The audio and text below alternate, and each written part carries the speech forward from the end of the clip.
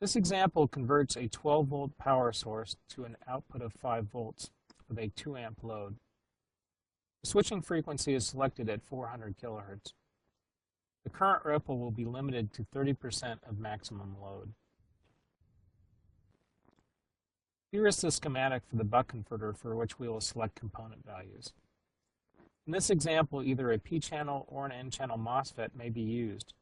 The choice will be based on the cost and complexity issues.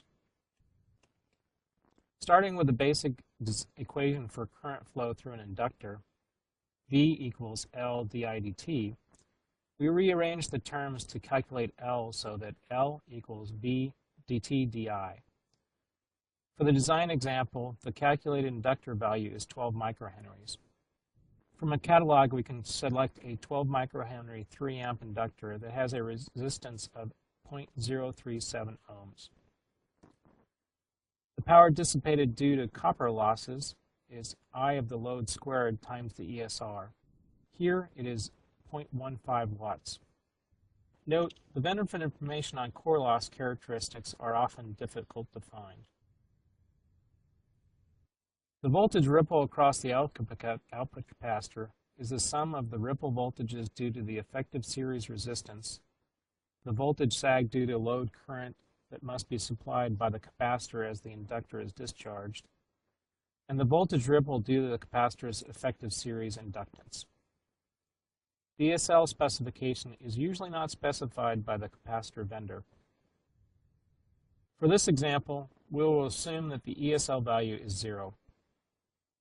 As switching frequencies increase, the ESL specification will become more important.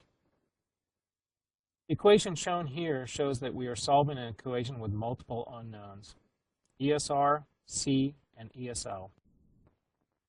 A reasonable approach is to remove terms that are not significant and then make a reasonable estimate of the most important parameter that you can control. That is the ESR value. The capacitor ESR value was selected from a vendor's catalog of SMPS rated capacitors.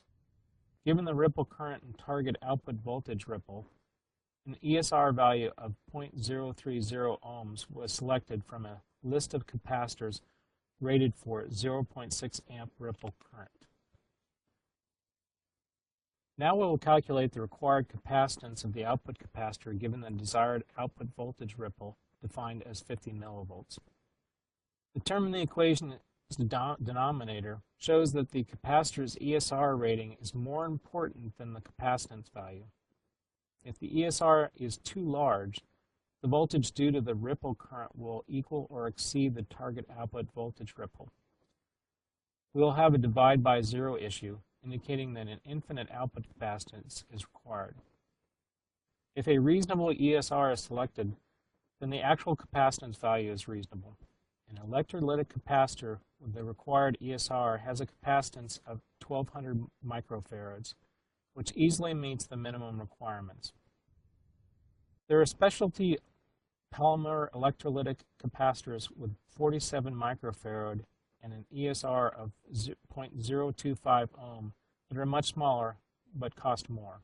The estimated power dissipation in the output capacitor is 0.01 watt. Estimate the maximum ESR value your application can tolerate due to output voltage ripple requirements. Make sure the capacitor is rated for the ripple current. If operating at high switching frequencies of greater than 1 megahertz, contact the manufacturer to determine the ESL specifications for the capacitors you are considering using. When considering ESL, also include ESL of the PCB traces that interconnect the capacitor to the other components. Rarely is the capacitor's capacitance value an issue when operating at moderate frequencies of less than 100 kilohertz. Exotic capacitors such as specialty electrolytics, large ceramics, or film capacitors are useful in space-limited applications. But these advanced capacitors feature extremely low ESR for their small size, but their small size implies very limited capacitance. Limited capacitance of advanced capacitors may create issues of system stability and voltage droop. The worst case ripple current occurs when the duty cycle is 50% and the worst case ripple current on the input of the buck converter is about 1/2 of the load rate current. Like the output capacitor, the input capacitor selection is primarily dictated by the ESR requirement needed to meet voltage ripple requirements. Usually, the input voltage ripple requirement is not as stringent as the output voltage ripple requirement. In this example, the maximum input voltage ripple is defined as 200 millivolts. The input ripple current rating for the input capacitors may be the most important criteria for selecting the input capacitors. Often the input ripple current will exceed the output ripple current.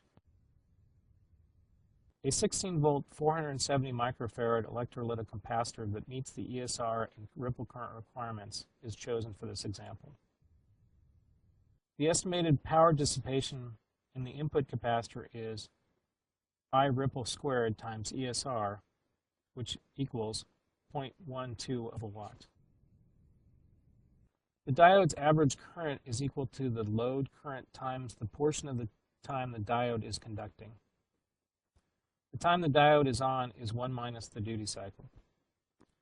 The maximum reverse voltage on the diode is Vin, which is 12 volts in this example. The current and voltage ratings are low enough that a small Schottky diode can be used for this application. By using a Schottky diode, switching losses are negligible. The forward voltage drop for the selected diode is about 0.4 volts at the peak current of 2 amps. The estimated diode power dissipation is 0.47 watts. To simplify the gate drive circuitry for the MOSFET, a P-channel device was selected.